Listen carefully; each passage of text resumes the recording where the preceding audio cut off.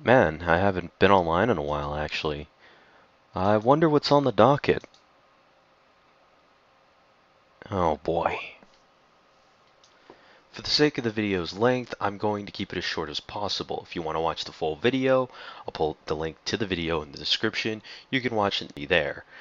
But for now, I'm just going to only focus on the key points that get on my nerves. Alright then. Now that we have that settled, roll the clip. Let's discuss how we tend to let peer pressure influence our reasoning more than we'd like to admit.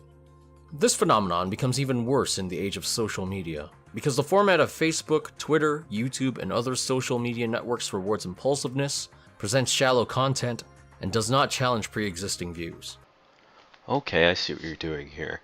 You're basically making a point for your video by showing how toxic social media can be and how one viewpoint is not exactly the greatest to follow by, but we're going to hold on to that point for later. Two base assumptions that we hope most of us can agree on. 1. Having many valid options to choose from in the genre, a variety of games with active communities, is better than only having a single dominating title. Not everyone is going to like this specific title for many possible reasons, and it's good that the norm is to offer several options rather than just one. 2. As a hardcore scene, we need to acknowledge that not all aspects of a game deserve equal weight when judging how good a game is. While the first assumption is pretty sound, the second one,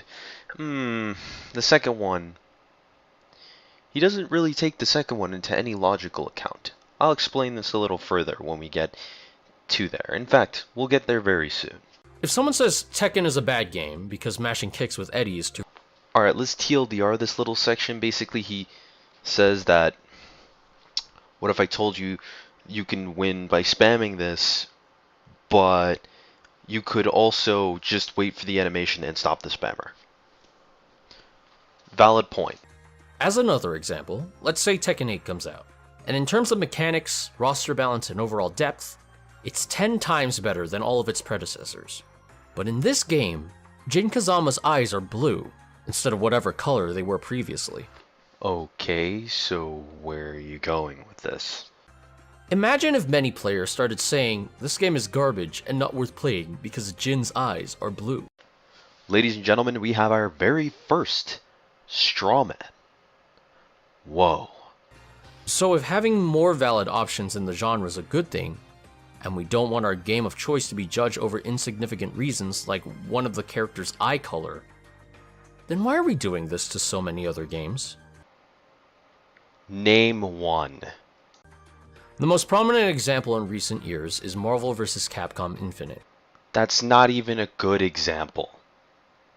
Hell, that barely even quantifies as an example. We can pretend all day that what's important in a fighting game is the mechanics and how deep it is at high level. But let's face it, the internet decided the game was bad before it even came out, and everything that followed was just excuses to help justify those initial baseless convictions. On what grounds? Or do you not do your own research? Like at all? It's literally a Google search away, dude.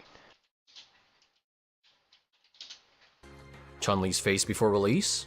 We're not going to say her face looked good, because it did not, but it's not like you were staring at it during an actual match. Do a couple of scenes in the story mode you play through once, if at all, affect the experience this much? Yeah, it does. It shows the overall workmanship put into the game. It's called having standards. Street Fighter V also has its fair share of ugly faces, and there was far less controversy about them. Ah, yes, the tiny percent of the roster. We're just not going to talk about how a majority of Marvel's roster looks like that 2%. NetherRealm games have weird animations all over the place, but it never managed to hurt their sales nor their competitive scenes. Far from it. Maybe because their game didn't look like complete ass cheeks at launch? And if visuals are so important to warrant such an outcry, why aren't these people playing the fighting games with the best visuals? Look, I love Guilty Gear as much as the next guy, but not everybody likes anime fighters. For one, it's a mixture of two different genres, anime and fighting games, which basically makes it uber niche. Because you may like fighting games, but you may not like anime games. You may like anime games, but you may not like fighting games. And as for Marvel vs. Capcom, there's already a bar set for the visuals, set by the game that precedes Infinite. Maybe you should look into that. Let's look at various games that got somewhat similar treatment in the past. King of Fighters 14.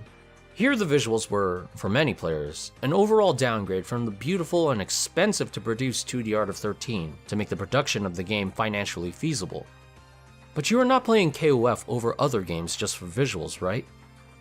Are the mechanics better than 13 or not? Is the cast more balanced or not? Most people will never find out. Wow, the first decent example I've seen so far.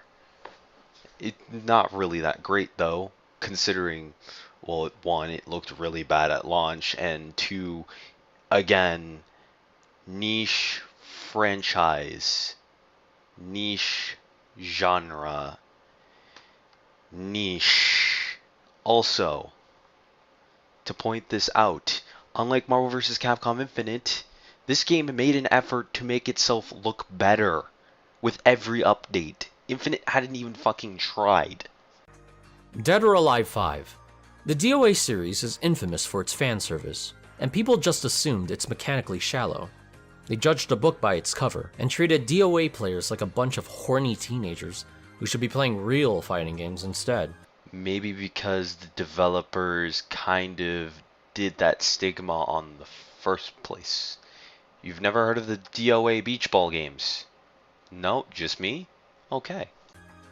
What gives you the right to pass judgment if you can't even be bothered to find out how good the game is mechanically? I mean, the game is just literally Virtua Fighter, but with more tits. Virtua Fighter.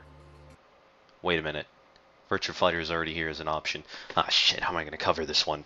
The stigma of the series was a double-edged sword, with the negatives outweighing the positives. It's so, deep and stuff. So deep that you need to have a PhD just to begin to appreciate it.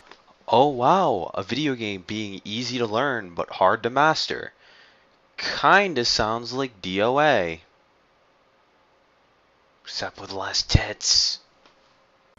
To make matters worse, all of this happened while Street Fighter IV was praised for being so accessible to play, despite its heavy reliance on hard links and an awkward yet mandatory cancel mechanic. Except that only applies to like 5 characters in the cast if you really want to get super competitive. In so many cases, the little things, which are forgiven as Yeah, no, I'm done here. So, yeah, if you liked the video, please rate, comment, subscribe. Tell me what you liked about the video. Tell me what you didn't like about the video. Please be constructive. Alright. Don't be that guy that just says fuck you. Alright. And I'm gonna go wash my palate from this garbage with some Street Fighter Alpha 2. Peace.